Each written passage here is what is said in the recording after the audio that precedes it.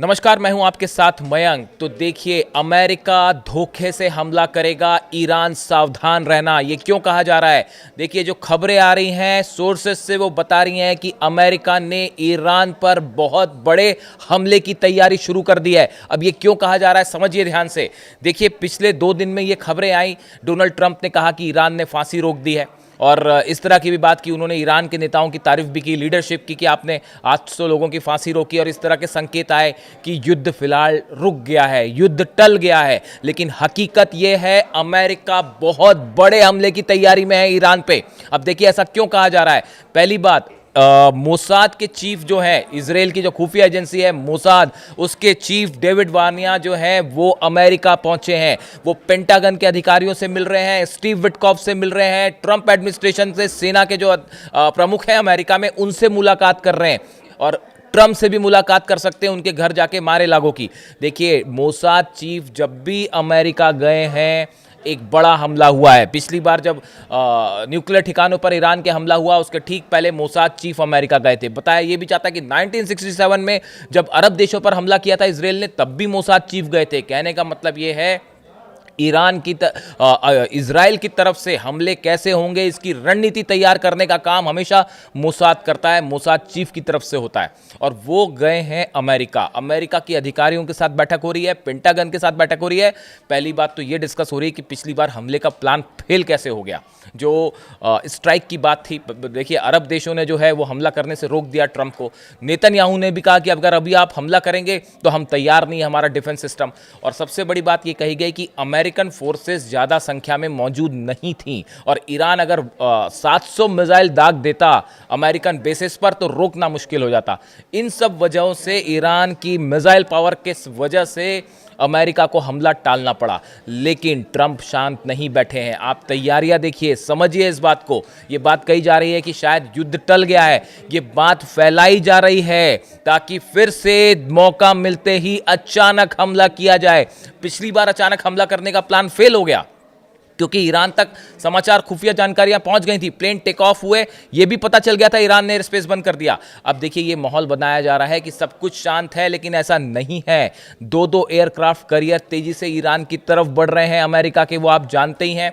इसके अलावा पेंटागन ने बड़ा फैसला किया है, अमेरिकी रक्षा विभाग ने 30,000 सैनिक हैं अभी मिडिल ईस्ट में आसपास, इनको बढ़ाया जाएगा और इनकी संख्या 60,000 तक हो सकती है, डबल हो सकते हैं। सैनिकों की तैनाती बढ़ रही है।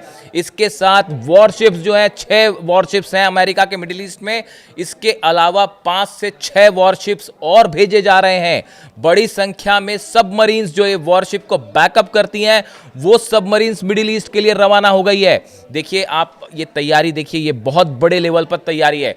एयरक्राफ्ट कैरियर्स पहुंच रहे हैं, सबमरीन पहुंच रही हैं, वॉरशिप्स बढ़ा दिए गए हैं, और सबसे बड़ी बात, सैनिकों की संख्या बढ़ गई है। इसके साथ ही सुनिए आप, जितने मिडिल ईस्ट के बेसिस हैं, इस पर F-16, F-35 जेट्स की संख्या भी बढ़ाई जा रही है। जो दूसरी जगह तैनात थे अमेरिकन F-35 जेट्स, उनको यहां भेजा जा रहा है। अब देखिए, ये क्यों हो रहा है। अगर जंग खत्म करनी होती तो ये तैयारियां क्यों हो रही हैं, इसमें अरबों डॉलर्स खर्च होंगे, बड़ा जो है वो मूवमेंट होगा, इसमें बहुत ज़बरदस्त खर्चा होगा। ट्रंप क्या चाहते हैं, क्या, देखिए, ये जो बात है ये ईरान में प्रदर्शन को लेकर नहीं थी। ईरान में जो प्रदर्शन हुआ उस दौरान भी स्टीव विटकॉफ, अब्बास अराक्ची साहब से विदेश मंत्री हैं ईरान के, बताया जाता है उनके साथ टच में थे, और उनको मैसेज जो भी बात हो रही थी वो स्टीव विटकॉफ और अब्बास अराक्ची साहब के बीच में संदेश का आदान प्रदान हो रहा था, जो अमेरिका अपना संदेश देना चाह रहा था। ईरान किसी भी मुद्दे पर पीछे हटने को राजी नहीं है। ईरान ने साफ कह दिया है कि भैया, हम ना तो न्यूक्लियर प्रोग्राम पर किसी तरह के दबाव में आके बात करेंगे, अपना यूरेनियम एनरिचमेंट नहीं रोकेंगे, अपना मिसाइल प्रोग्राम नहीं रोकेंगे। देखिए, जो मूल लड़ाई है, असली लड़ाई जो है वो ये है कि अली खामेनी साहब को हटाया जाए, अमेरिका अपना ईरान अपना न्यूक्लियर प्रोग्राम रोक दे और उसकी मिसाइलों को रोका जाए।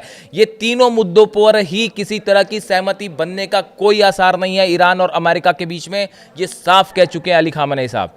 ऐसी स्थिति में जंग आज नहीं तो कल होना तय है। और देखिए, पहली बार हमले का प्लान फेल हुआ, इसीलिए अमेरिका के लिए ये एक बड़ी शर्मिंदगी वाली स्थिति थी। इसीलिए एक्सपर्ट्स बता रहे हैं कि इस तरह का माहौल बनाया गया कि अभी हमला नहीं हो रहा है, हमला नहीं हो रहा है। लेकिन बड़े सारे जानकार ये कह रहे हैं कि इस माहौल के पीछे अमेरिका बहुत बड़ी जंग की तैयारी में है और मौका मिलते ही ईरान पर हमला हो सकता है। अपने संसाधन जुटाए जा रहे हैं। पहली बार शायद इस बात का आकलन नहीं हो पाया कि ईरान कितने बड़े लेवल पर हमला करेगा। उम्मीद नहीं थी कि 600 जो है वो खैबर मिसाइल से तैनात कर दी जाएंगी, S-400 तैनात हो जाएगा, इस तरह की तमाम खबरें आई। तो ये लगा कि अगर हमला होता है, अगर एयरक्राफ्ट से हमला करते तो जितने अरेबियन देशों में बेस हैं, 8 बेस हैं मिलिट्री बेस, उन सब पर मिसाइल्स गिरने वाली थी ईरान की। ये वजह था कि अरब देशों ने समर्थन नहीं किया। अब देखिए, इस सूरत में ये कहा जाता है एक बड़ा मूवमेंट हो रहा है। अमेरिका ने अपने मिसाइल डिफेंस सिस्टम एक्टिवेट करने शुरू किए हैं कि अगर मान लीजिए सऊदी का बेस का इस्तेमाल होता है, या यूएई या कतर या जॉर्डन या बहरीन के एयरबेस से प्लेन उड़ान भरते हैं हमले के लिए, तो इस सूरत में अगर इन देशों पर हमला हुआ तो कैसे मिसाइल डिफेंस सिस्टम से ईरान की मिसाइल्स को रोका जाए, इसके लिए बड़ी प्लानिंग हो रही है। कैसे जो है समंदर में एयर डिफेंस सिस्टम्स लगाए जाएं ताकि इन मिसाइल्स को रोका जाए, इसके लिए टाइम चाहिए था, ये अचानक नहीं हो सकता था। और इसीलिए ये टाइम जो है वो बाय किया जा रहा है अमेरिका की तरफ से कि डिले की गई चीज़ों को, हमले को डिले किया गया ईरान के डर की वजह से। और इसका मतलब ये कतई नहीं है कि जंग खत्म हो चुकी है या युद्ध टल जाएगा। ये बात अली खामेनी साहब और ईरान की सिक्योरिटी काउंसिल अच्छे से जानती है।